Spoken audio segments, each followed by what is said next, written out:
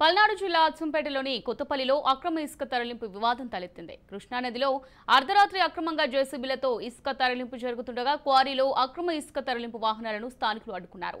2 జేసీబీలు 4 ట్రాక్టర్లను స్థానికులు పోలీసులకు అప్పగించారు. ఇదిలా ఉంటే ఆ సమయంలో అక్రమ ఇసుక మాఫియాకు చెందిన వ్యక్తికి స్థానికులకు మధ్య వాగ్వాదం చోటు చేసుకుంది. కేసు నమోదు చేసుకున్న పోలీసులు దర్యాప్తు ప్రారంభించారు.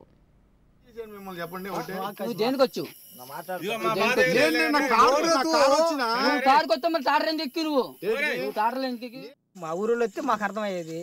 ఎవరు ఇక్కడ ఎవరు తెలుస్తున్నారు, ఏం చేస్తారో మాకు అసలు తెలియదు. ఎన్ని రోజుల నుంచి జరుగుతుంది? ఇట్లా 10 రోజుల నుంచి జరుగుతుంది. 10 రోజులు జరుగుతుంది. ఎవరు అడ్డుకోవట్లేదు దీన్ని? అడ్డుకొని మేము చెబుతున్నాం రోజు. వాళ్ళు ఏమి ఇట్లా ఇలా దియాలు దోలాలని చెబుతున్నారు. యథావిధిగా 12 దాటాక మొదలు పెడుతున్నారు. మళ్ళీ పొగులు వచ్చి ఎకరం మందం చూసుకోండి మీరు ఇక్కడ. అధికారులు గారు అని చెప్పారా? అధికారులకు ఎవరు చెప్పలేదు. సర్పంచ్ గారికి చెప్పాం, సరేలే అండవు. ఇంకంతే సంగతి. పట్టించుకోవట్లా. అంతే పట్టించుకోవట్లా.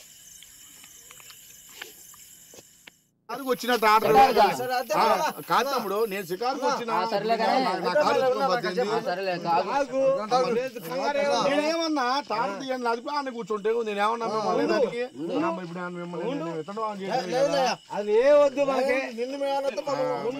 నేను వచ్చి పల్నాడు జిల్లా అచ్చంపేటలోని కొత్తపల్లిలో అక్రమ ఇసుక తరలింపు వివాదం తలెత్తింది. కృష్ణానదిలో అర్ధరాత్రి అక్రమంగా జేసీబీలతో ఇసుక తరలింపు జరుగుతున్న క్వారీలో అక్రమ ఇసుక తరలింపు వాహనాలను స్థానికులు అడ్డుకున్నారు. 2 జేసీబీలు 4 ట్రాక్టర్లను స్థానికులు పోలీసులకు అప్పగించారు. ఇదిలా ఉంటే ఆ సమయంలో అక్రమ ఇసుక మాఫియాకు చెందిన వ్యక్తికి స్థానికులకు మధ్య వాగ్వాదం చోటు చేసుకుంది.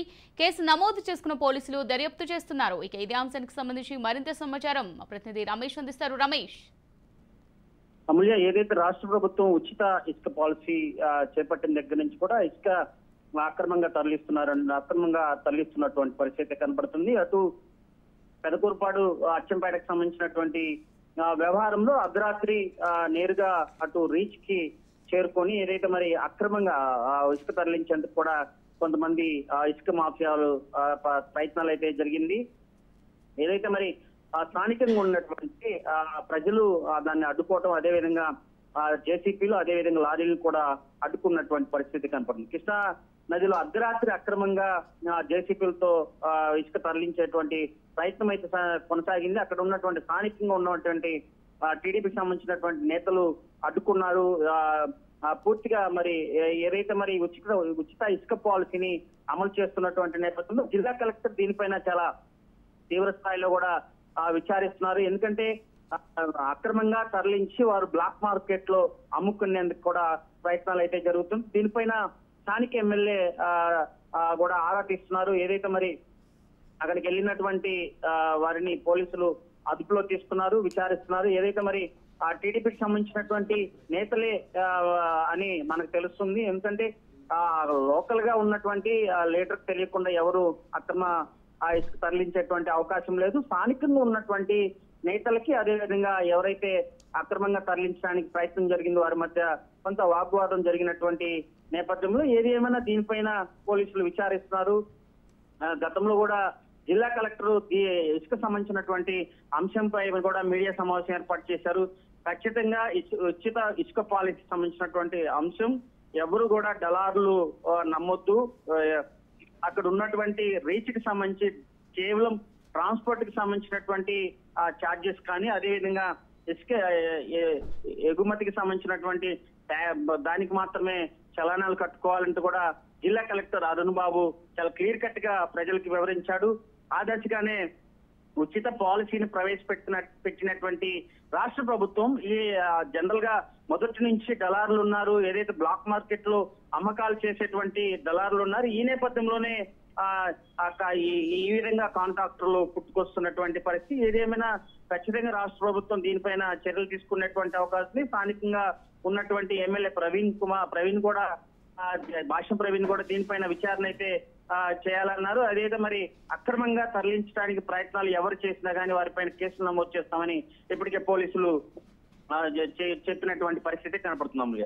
రైట్ రమేష్, చూసినట్టయితే ఇలాంటి అక్రమ ఇసుక రవాణాను ఆపేందుకు ఈ మాఫియాను అడ్డుకొట్టే వేసేందుకు రాష్ట్ర ప్రభుత్వం ఎలాంటి చర్యలు తీసుకుంటే బాగుంటుందంటారు?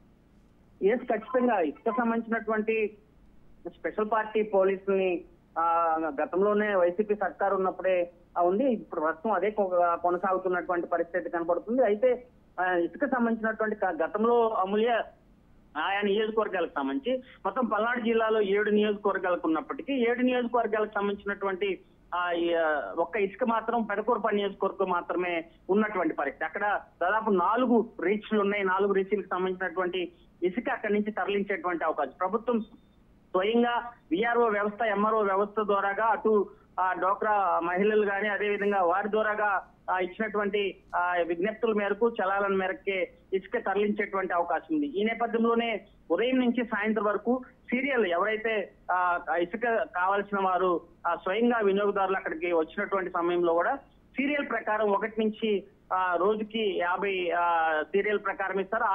ఆ సీరియల్ ప్రకారమే ప్రస్తుతం కొనసాగుతున్నటువంటి పరిస్థితి. అయితే ఉదయం 10 గంటలకు ప్రారంభించేటువంటి ఈ ప్రక్రియ సంబంధించి అర్ధరాత్రి నేరుగా అక్కడికి వెళ్ళటం, అదేవిధంగా ఆ స్థానికంగా ఉన్నటువంటి నేతలు వాళ్ళని అడ్డుకోవడం కొంత వాగ్వాదంగా మారినటువంటి నేపథ్యంలో వారు కూడా పార్టీకి చెందిన వ్యక్తులే అంటూ కూడా కొంత బుకాయించినటువంటి సమయంలో కూడా ఏది ఏమైనా ప్రభుత్వం చాలా సీరియస్ గా ఉంది. ఎందుకంటే ఇసుక పాలసీల మీద అటు మద్యం పాలసీ మీద ప్రభుత్వాలే మారినటువంటి సందర్భాలు ఉన్నాయి. ఎందుకంటే ఇసుక పాలసీ ఈరోజు జగన్మోహన్ రెడ్డి ప్రభుత్వం ఇసుక పాలసీని పూర్తిగా ఉచిత పాలసీని పక్కన పెట్టినటువంటి నేపథ్యంలో ఉన్న తీవ్ర స్థాయిలో వైసీపీ ప్రభుత్వం నష్టపోయినటువంటి పరిస్థితి.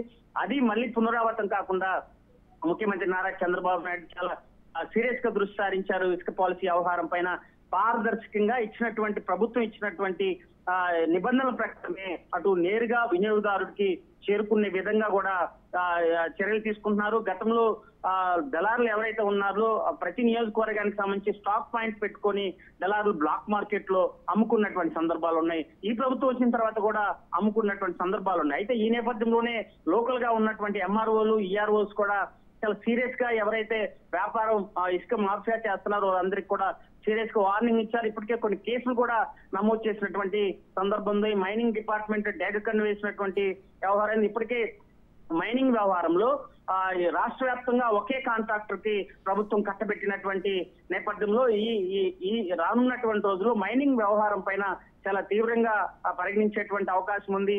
ఎందుకంటే ప్రభుత్వ ఖజానానికి గండి కొట్టడమే కాకుండా ప్రభుత్వానికి కూడా చెడ్డ పేరు వచ్చేటువంటి అవకాశం ఉంది. ఈ నేపథ్యంలోనే అటు స్పెషల్ స్క్వాడ్ ఎప్పటికప్పుడు తనిఖీలు నిర్వహిస్తున్నారు. అటు మైనింగ్ శాఖ సంబంధించినటువంటి అధికారులు ఎవరైతే ఇలాంటి కార్యకలాపాలకి పాల్పడతారో అందరిపైన చర్యలు తీసుకునేటువంటి అవకాశం ఉంది. అటు ఇప్పటికే జేసీపీని అదేవిధంగా అక్కడ ఉన్నటువంటి లారీలని అదుపులో తీసుకున్నారు. వారిపైన కేసు నమోదు చేశారు. రానున్నటువంటి రోజుల్లో ఇలాంటి చర్యలకు పాల్పడితే కూడా పూర్తి స్థాయిలో మైనింగ్ అధికారులు హెచ్చరికలు అయితే జారీ చేస్తున్నటువంటి పరిస్థితి కనపడుతున్నాం. Right, thank you Ramesh, thank you for the updates.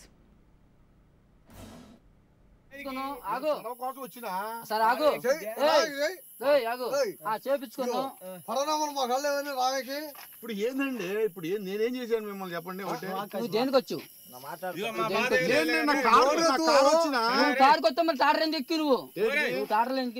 మా ఊరిలో వస్తే మాకు అర్థమయ్యేది. ఎవరు తెలుస్తున్నారు, ఏం చేస్తారో మాకు అసలు తెలియదు. ఎన్ని రోజుల నుంచి జరుగుతుంది ఇట్లా? 10 రోజుల నుంచి జరుగుతుంది. 10 రోజులు జరుగుతుంది. ఎవరు అడ్డుకోవట్లేదు దీన్ని? అడ్డుకో మేము చెబుతున్నాం రోజు. వాళ్ళు ఏమి ఇట్లా ఇవాళ దియాల దోలాలని చెబుతున్నారు. యథావిధిగా